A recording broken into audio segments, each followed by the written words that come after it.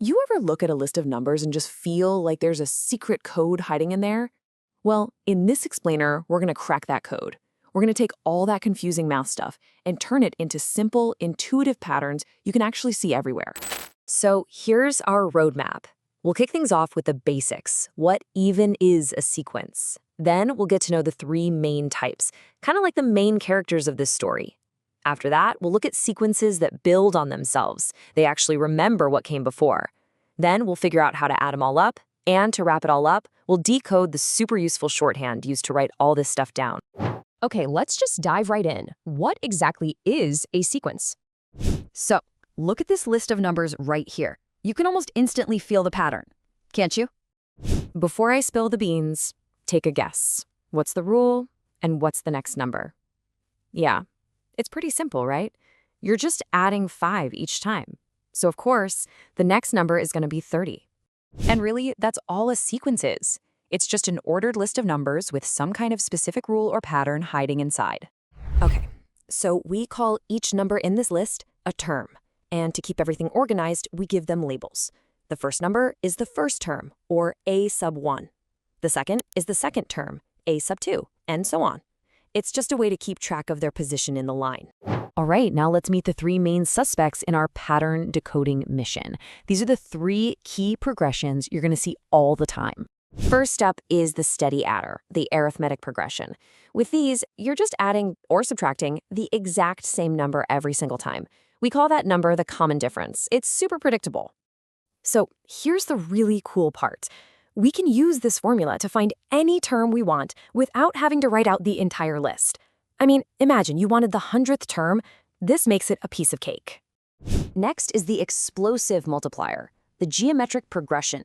This is where things really take off, because now we're multiplying by the same number over and over. This is how things go viral. And this really shows you the key difference, right? AP is all about adding, like climbing stairs one by one. But GP, that's about multiplying. It's exponential, like a video going viral. And finally, there's the quirky cousin of the group, the harmonic progression. It looks a little weird at first, but the secret is you just flip every term upside down and bam, you get a simple arithmetic progression. It's pretty clever. Okay, let's switch gears a bit. Let's talk about a different kind of pattern, one where each number actually looks back at the ones that came before it. This is what we call a recurrence relation. And it's basically a rule that says a new term depends on the term or terms that came right before it. It's a sequence with a memory.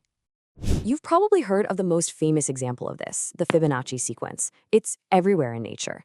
And the rule is so simple. Each new term is just the sum of the two terms that came before it. 0 plus 1 is 1. 1 plus 1 is 2. 1 plus 2 is 3. And it just keeps going. So cool. Okay, so what's really interesting here is that you can apply this idea to solve all sorts of problems. So let's see if you can figure out the next two terms in this sequence. Go ahead and pause if you want to give it a shot. Okay, so we've gotten pretty good at decoding these lists. So what's the next logical step? Well, what happens if we add them all up?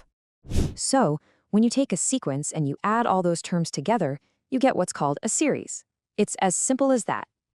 And this is a really crucial point. The sequence is the list itself, but the series is the grand total when you add everything up. It's the difference between a list of your expenses and the final bill. So just like with sequences, we have different types of series. And for arithmetic and geometric series, there are actually simple formulas to find the total sum. But that quirky harmonic series, yeah, no simple formula for that one. It doesn't play by the same rules. Okay, let's wrap this up by looking at the powerful and honestly really efficient shorthand that mathematicians and programmers use to write down these super long sums. This thing right here, that's the Greek letter sigma, and you can think of it like a compact little recipe for addition. It tells you exactly what expression to sum, what number to start with, and what number to end on. Super efficient. And this can get incredibly powerful. I mean, look at this double summation. This is crucial for things like calculating complexity in computer science, basically figuring out how efficient a piece of code is. It's a huge deal. So you see, from finance to nature to technology, these patterns are absolutely everywhere. The real question is, now that you know the language, where are you going to spot them next?